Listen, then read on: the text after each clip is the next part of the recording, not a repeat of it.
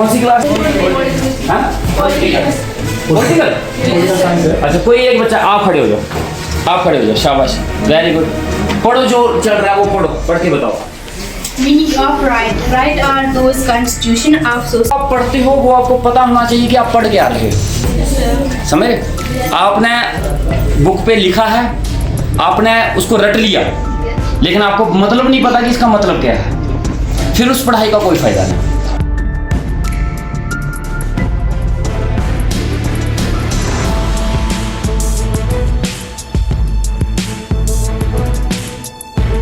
देखिए, हम स्कूल में गए थे, एक नई बिल्डिंग बन रही है और कुछ पुरानी बिल्डिंग्स थी, तो इस बरसात की वजह से मुझे कहीं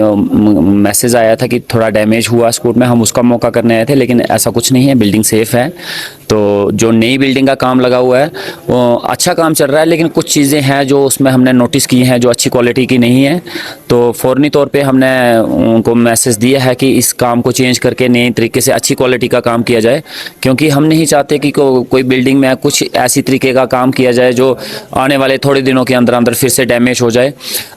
बाकी कुछ इनकी प्रॉब्लम्स थी कि कुछ पुरानी बिल्डिंग्स हैं जो अनसेफ़ हैं, मैं सीईओ साहब से बात करके उनको, जो अगर अनसेफ़ हैं तो उनका हम ऑडिट करवा के उनको डिसमेंटल करवाएंगे। कुछ टीचरों की रिक्वायरमेंट है जो इन्होंने हमें बताया है कि टीचर की ज़रूरत है, लेकिन बिल्डिंग जो नई तैयार हो रही है आने वाले कुछ दिनों के अंदर अंदर, कुछ जल्दी वो बिल्डिंग तैयार होकर बच्चों के लिए के यूज़ में आ जाएगी और अच्छी क्वालिटी का काम हुआ है। जो काम अच्छा नहीं है उसको हम जल्दी से जल्दी चेंज करवाने की कोशिश करेंगे। देखिए, इन्होंने जो छत पे इन्होंने जो सीलिंग की हुई है वो मुझे अच्छी क्वालिटी की नहीं लगी, वो अभी से निकलने शुरू हो गई है वहाँ पे।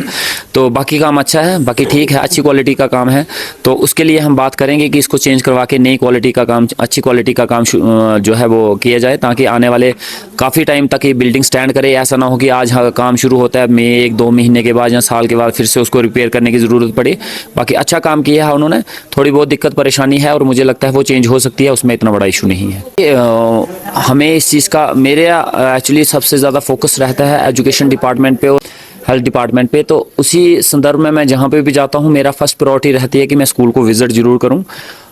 जब मैं नया एमएलए बना था तो उस समय से पहले की बात है कि जब हाई सेकेंडरी स्कूल रोलका का 0% रिज़ल्ट आया था, और उसके बाद यहाँ के टीचर ने काफ़ी ज़्यादा मेहनत करवाई है। अभी रिसेंटली जो रिज़ल्ट आया है वो 100% रोलका का रिज़ल्ट आया है, और जैसे बच्चों के साथ इंटरेक्शन की, काफ़ी अच्छा बच्चों का रिस्पांस रहा है, और मुझे उम्मीद है कि आने वाले वक्त में अभी जो एग्ज़ाम होंगे और जो रिज़ल्ट आएगा, अच्छा बेहतरीन रिज़ल्ट आएगा रोलके का, क्योंकि टीचर मेहनत करवा रहे हैं, डेडिकेटेड हैं। टीचरों के साथ भी मेरी बात हुई है, सारे कमिटेड हैं इस चीज़ के लिए कि हम बच्चों की ज़्यादा से ज़्यादा मेहनत करवाएंगे, लेकिन जो कुछ स्टाफ को लेके उनकी रिक्वायरमेंट है, जो ज़रूरत है, और कुछ बच्चों ने, हाँ बच्चों ने मुझे बड़ा टचिंग लगा वो कि बच्चों ने मुझे बोला कि हमारे पास बैठने के लिए डेस्क नहीं है। स्कूल में डेस्क प्रोवाइड किए गए हैं, लेकिन 1-2 क्लास हैं जहाँ पे डेस्क नहीं है, तो मैंने प्रिंसिपल साहब को बोला है कि मुझे डिमांड दें,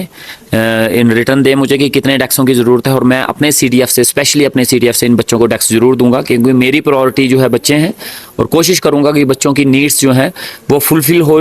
और बच्चे जो हैं अच्छी मेहनत करें, अच्छे से अपना रिजल्ट लगाएं, अपने स्कूल का नाम रोशन करें, अपने माँ बाप का नाम रोशन करें। देखिए, इन्होंने एक मैथ की बात की है, एक पॉलिटिकल साइंस की बात की है कि 2 टीचर इनको अर्जेंटली चाहिए, और मैं सीईओ साहब से बात करके मैं कोशिश करूंगा कि इनको 2 टीचर कहीं से भी अरेंज किए जाए, क्योंकि अभी एग्ज़ाम आने वाले हैं, तो वो अरेंज करके इनको दिए जाए। देखिए, ये सीआरसीस ये कंटिन्यू हुए हैं,